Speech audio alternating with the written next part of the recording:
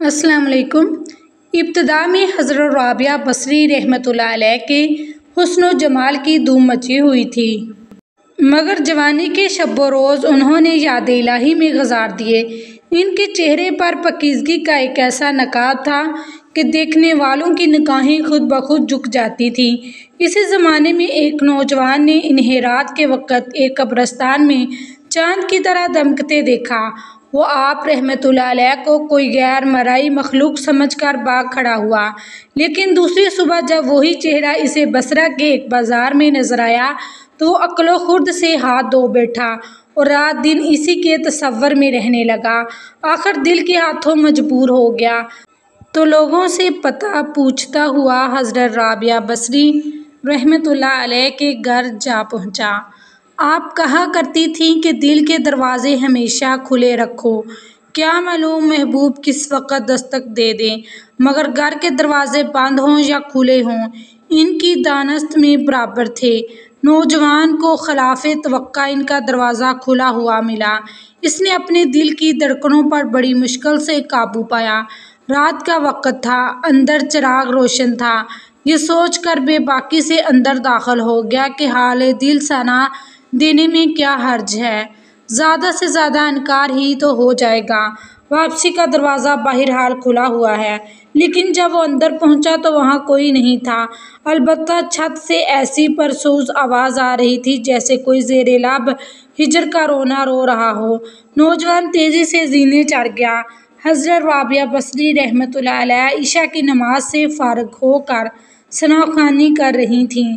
پروردگار ستارے روشن ہو گئے، لوگ سو گئے، بادشاہوں نے دروازے بند کر لیے۔ ہر محبوب اپنے محبوب سے محو راز و نیاز ہے اور میں تیرے سامنے کھڑی ہوں۔ نوجوان پر سکتہ طاری ہو گیا۔ اسی ثنا میں حضرت رابعہ بصری نے پلٹ کر اسے ایسی قہر آلود نظروں سے دیکھا کہ اس کی زبان گنگ ہو گئی۔ رابعہ رحمۃ اللہ علیہ نے اس کے قریب آ کر پوچھا، کیا تم مجھ سے شادی کی درخواست کرنے آئے ہو؟ نوجوان نے لرزتے ہوئے ہاتھ سے اپنی زبان کی طرف اشارہ کیا کہ وہ بول نہیں سکتا۔ حضرت رابعہ بصری رحمۃ اللہ علیہ نے کہا، اس سے پہلے کہ زبان کی طرح تیرا دل بھی چپ ہو جائے، تو جس راستے سے آیا ہے اسی راستے سے لوٹ جا۔ نوجوان صرف آنکھوں سے التجا کر سکتا تھا کہ نیک خاتون، میری گویائی مجھے واپس دے دے، میں تیرے مرتبے سے واقف نہیں تھا، مجھ سے غلطی ہوئی، مجھے معاف کر دے۔ لا علمی ہمیشہ قابل معافی ہوتی ہے۔ اس کے خاموش آنسوؤں کے جواب میں حضرت رابعہ بصری رحمۃ اللہ علیہ نے کہا، نوجوان، تو نے اگر مجھ سے کوئی زیادتی کی ہوتی تو میں تجھے یقیناً معاف کر دیتی۔ میں نے خود کو بہت پہلے اپنے رب کے حوالے کر دیا تھا۔ اب یہ معاملہ تیرے اور رب کے درمیان ہے۔ معافی مانگنا ہے تو اس سے مانگ، تو صادقِ دل سے توبہ کرنے کا ارادہ کرے تو شاید توبہ کی خاطر تیری زبان کھل جائے۔ یہ کہہ کر وہ نماز کے لیے کھڑی ہو گئی۔ نوجوان بھی بے اختیار سجدے میں گر گیا۔ وہ رو رہا تھا، نامعلوم کب تک روتا رہا۔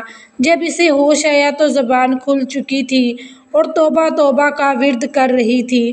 بصرہ کے بازاروں میں 30 سال تک ایک مجذوب گرمی، جاڑے اور برسات سے بے نیاز ہو کر دیوانہ وار توبہ توبہ کے نعرے لگاتا رہا۔ اس کے نعروں سے بصرہ کی راتیں گونج اٹھی تھیں اور بچے سہم کے ماؤں کے سینوں میں دبک جاتے تھے۔ آخر ایک دن وہ مجذوب اچانک ہی کہیں غائب ہو گیا، پھر کبھی اس کا پتہ ہی نہیں چلا۔ وہ مجذوب یہی مذکورہ جوان تھا جو حضرت رابعہ بصری رحمۃ اللہ علیہ کی بدولت ہی دربارِ خداوندی میں مقرب ٹھہرا۔ تو پیارے ناظرین، کبھی بھی آپ سے کوئی غلطی ہو جائے تو فوراً توبہ استغفار کریں، کیونکہ اللہ تعالیٰ رحیم و کریم ہے، بخشنے والا ہے۔ دعاؤں میں یاد رکھیں۔ اللہ حافظ۔